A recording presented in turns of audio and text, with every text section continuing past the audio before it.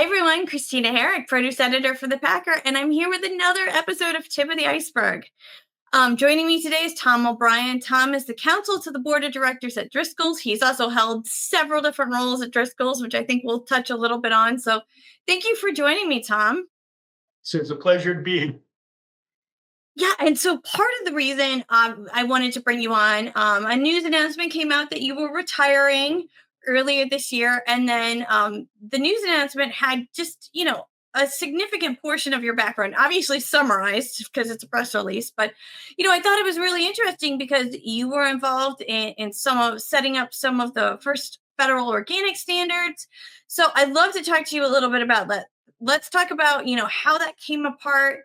Talk about some of the challenges to getting those federal standards set, and what you see organics today, I guess. There were a lot of challenges. I joined the U.S. Department of Agriculture as an early appointee in the Clinton administration in 1993. And one of our main missions was to get in place organic standards that were commanded in the 1990 Farm Bill. Elsewhere in the government, there were a lot of efforts to promote irradiation, sewage sludge, and biotech. We were trying to just define what was organic and what is not, what consumers would expect from organics. As the rule got to the White House, to the Office of Management and Budget, they said, whoa, these rules might be seen as casting aspersions on biotech or sewage sludge or biotech, and we said, or on whatever the third one was.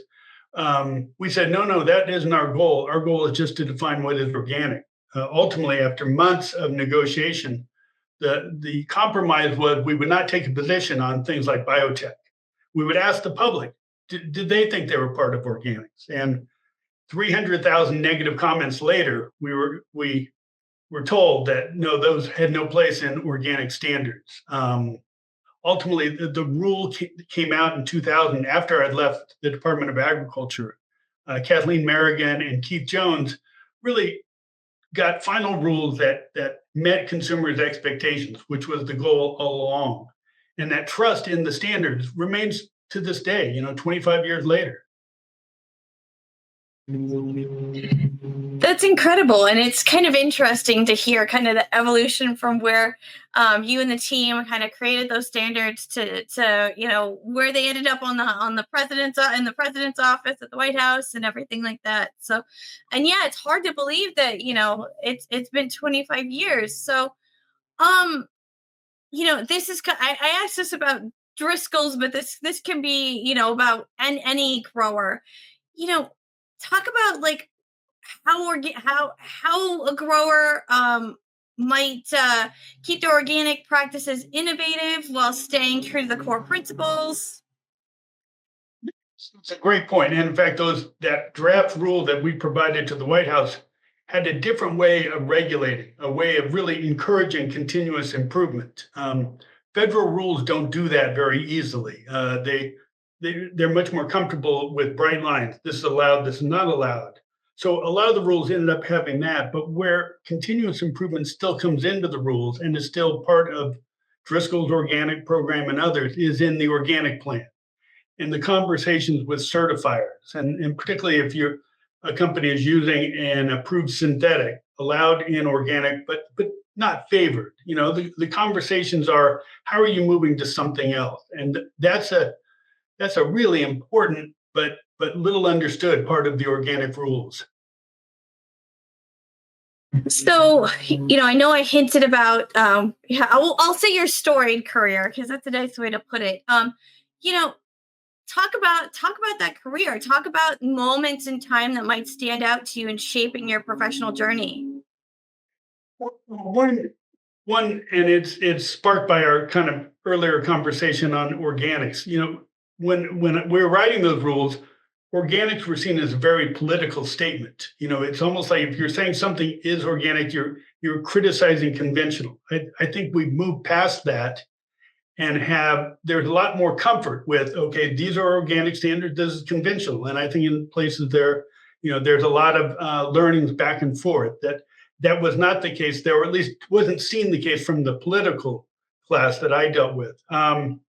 In terms of my journey, I've thought of three pivotal points. And no one is more surprised than I am that I've ended up here where I am. It's not a path I would have charted out of college or law school or anything else. The three most important sort of forks in the road were, one was when I joined USDA. I happened to get a political appointment there, nothing predestined that. I also happened to end up at the Ag Marketing Service, which does a lot of different commodities. PACA is part of that, fresh standards, school lunch buys for the produce industry, but also for livestock, poultry, tobacco, all these other industries. I really gravitated toward the produce industry. Its dynamism, its market orientation just really appealed to me.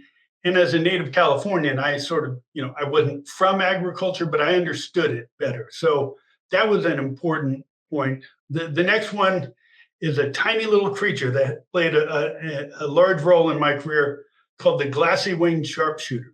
It was threatening the wine industry in the year 2000. I was working for the California governor at the time, Gray Davis, in Washington, D.C., and we were trying to get money to fight that pest.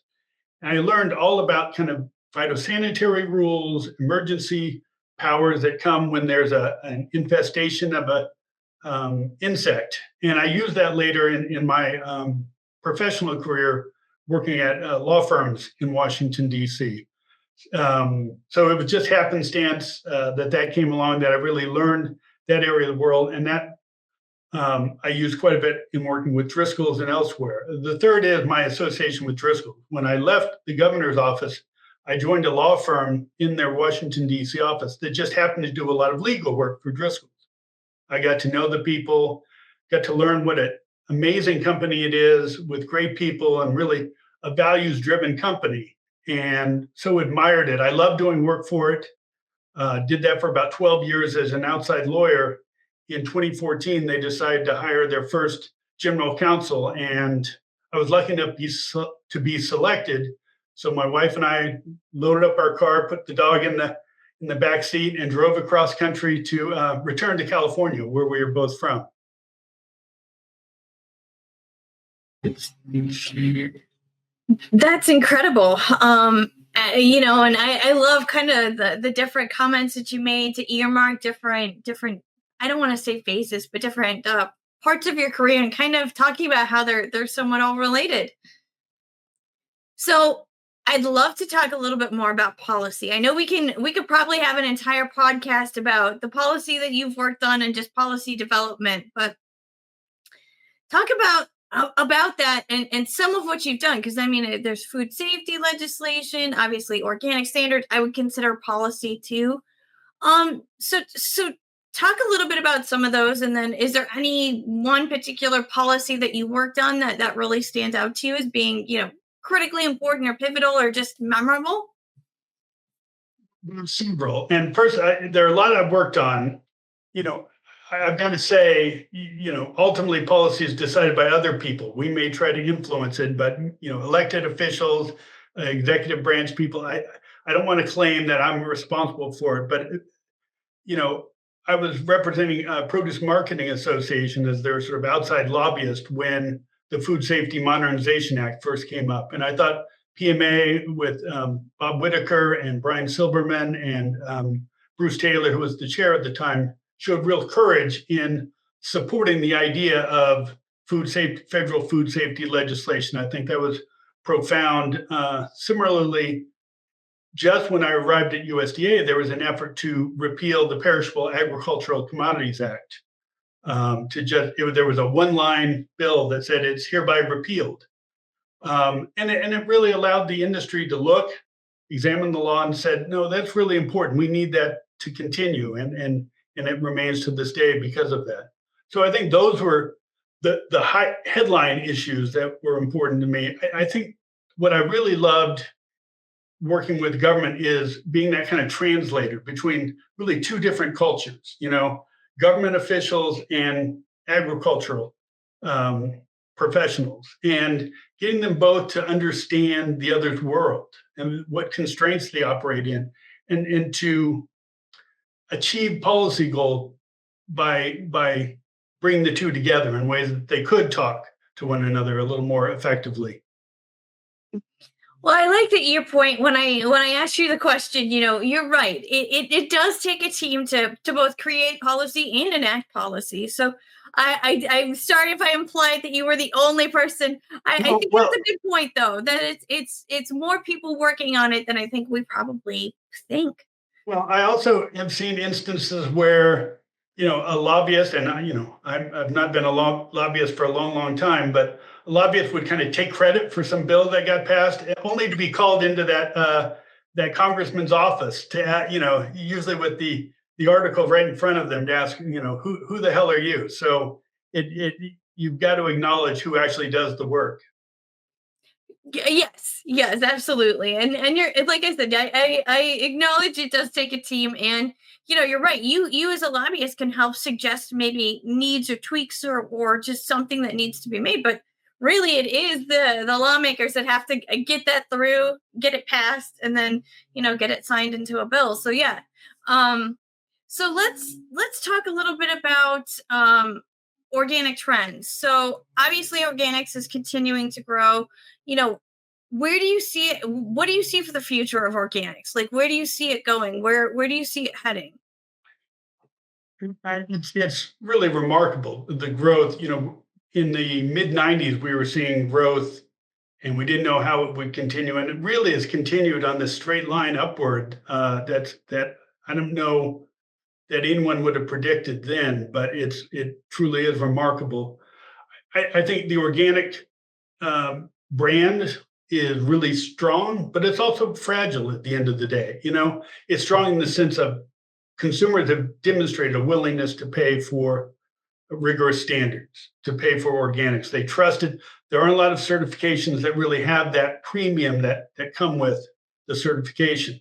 So that's really unusual. On the other hand, there's always that hint that people are willing to accept pretty easily that USDA combined with Big Ag are going to water down true organic standards, and that is a danger. And if people don't stand behind rigorous standards, that premium could go away.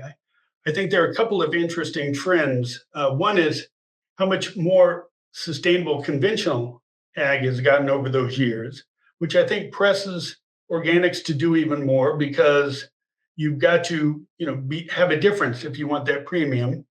The other is the recent rise of regenerative agriculture. And I'm no expert on what it is, but I think part of that is a debate on, is there something after organics? And I think that's a healthy debate to have. My concern is that that debate could end up tearing down organics without building up an alternative.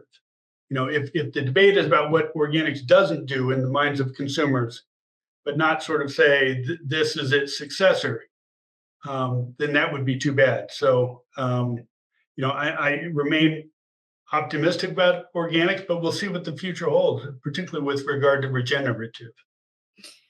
Yeah, and I think that's a good point too. And even the point that you made about just how sustainable and how much conventional agriculture has changed, because I do think there are maybe what would be considered organic sprays or even biologicals that are being used in a traditionally conventional growing system. Obviously there needs to be tweaks depending upon what the product is used, et cetera, et cetera. That's again another rabbit hole we could go down that I don't think we're going to go down. But you're right, it is interesting.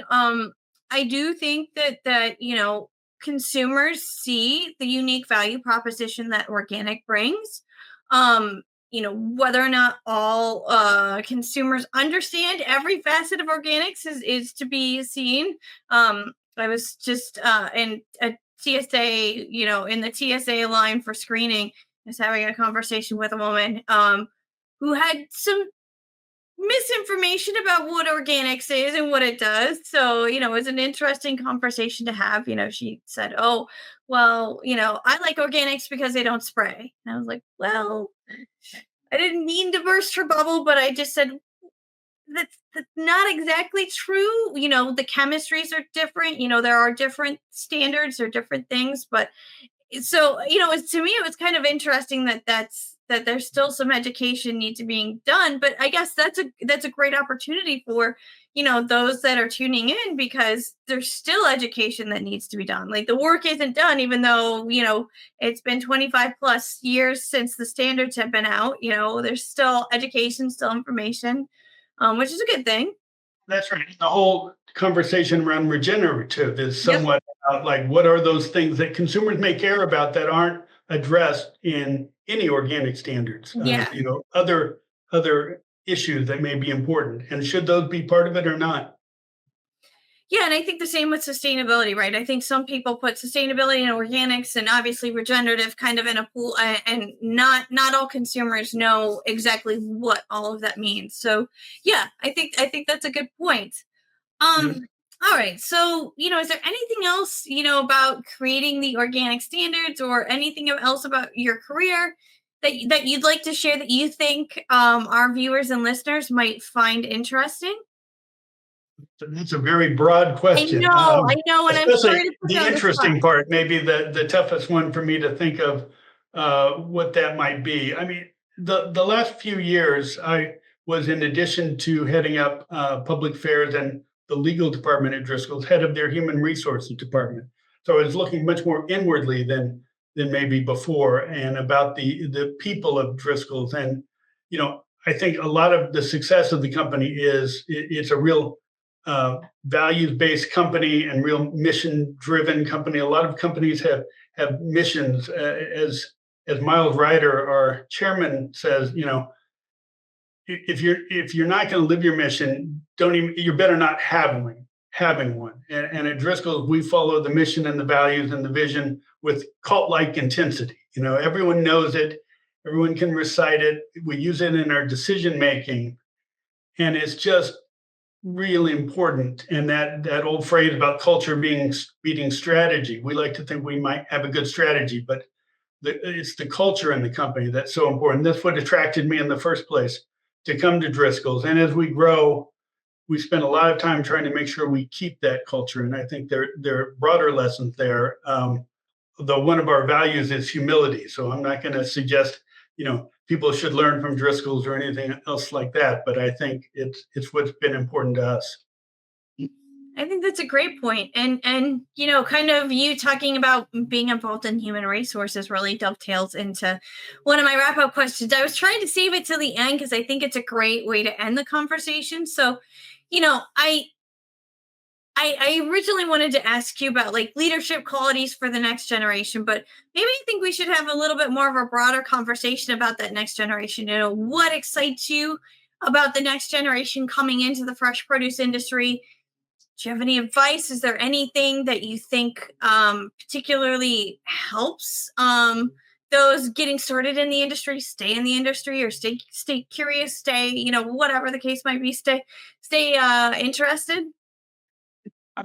I think it's a fabulous industry, and it's really an industry for the young in large part. Because it's so dynamic, it's so constantly changing. It's so focused on what the marketplace wants, what consumers want, that it demands a lot of agility and energy. It's one of the reasons I'm kind of pleased to be retiring, because I think there's a whole generation of people with a lot more energy and are ready to take on those challenges. And turning it over to them is really heartening. I think it's really great.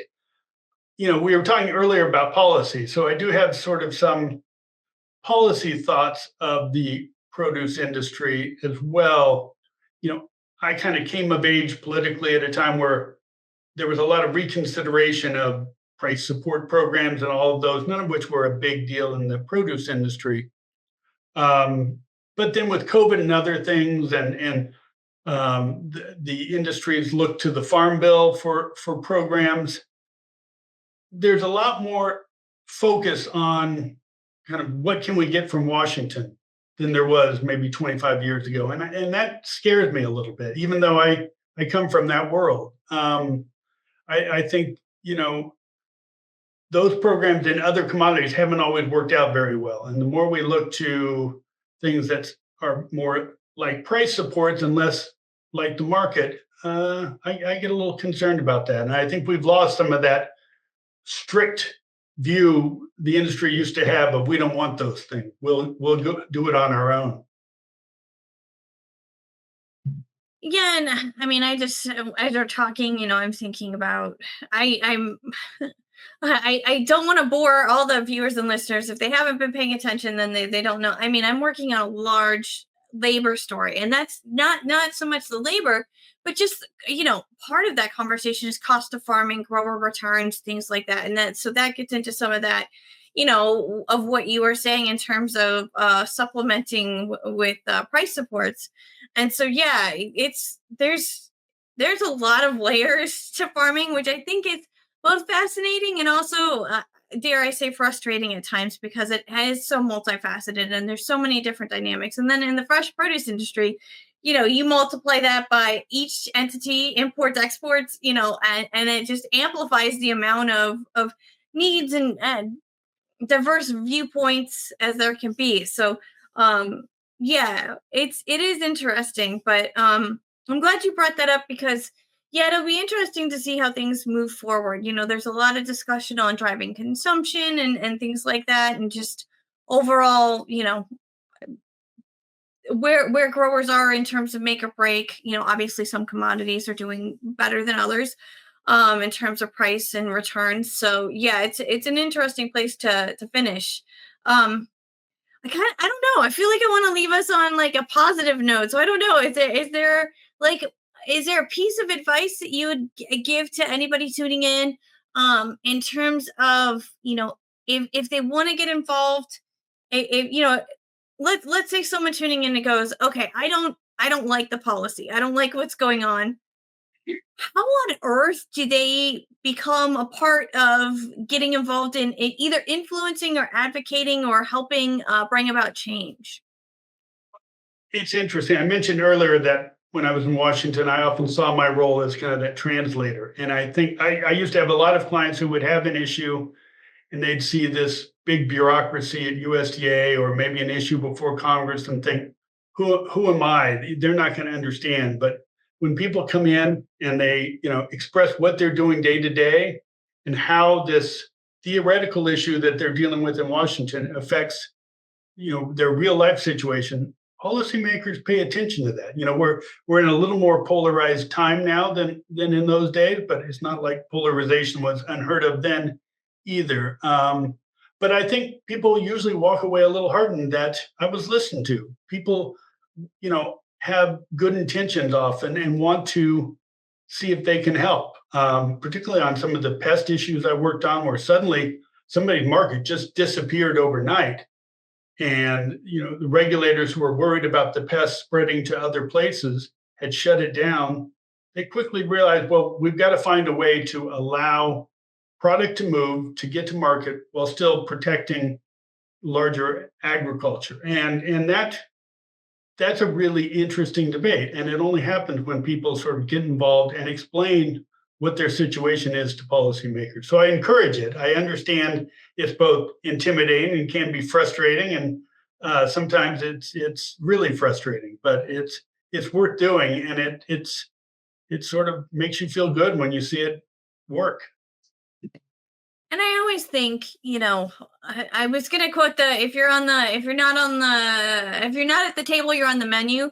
But I feel like I say that all the time. So, but I do think it's an important point to bring up is that, if there's an issue that's impacting your business or could be impacting your business, you need to let those who can actually enact some change know, because they may not be hearing about it, or they're for certain elements, it might be hearing the counterpoint and only the counterpoint. And so if you're not expressing your viewpoint and why you need X, Y, and Z, and all they're hearing is don't do that, then that could also impact overall results. So yeah, I think that's a good way to encourage our viewers and listeners to get Also out. say that policymakers and elected officials love coming to farm, love getting their hands dirty and seeing what actually happens. Inviting people out gives them a firsthand experience that they embrace and can change their thinking on matters. So I would encourage everyone to bring out their congressman to see their operations, or USDA officials or others. It's not something to be afraid of. It's something to embrace and challenge them on it.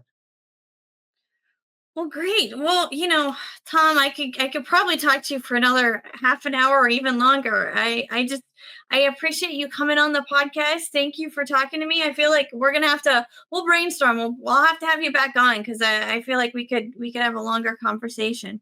I'd love to do it. So thanks. And I want to thank all our viewers and listeners for tuning in. And don't forget, if you like what you hear and see, you can catch new episodes of Tip of the Iceberg on your favorite podcast platform like Google, Spotify, Apple, and more. And that's a wrap for this edition of Tip of the Iceberg, brought to you by the Packer Produce Market Guide and Farm Journal. Join us again soon for more industry insights. Bye.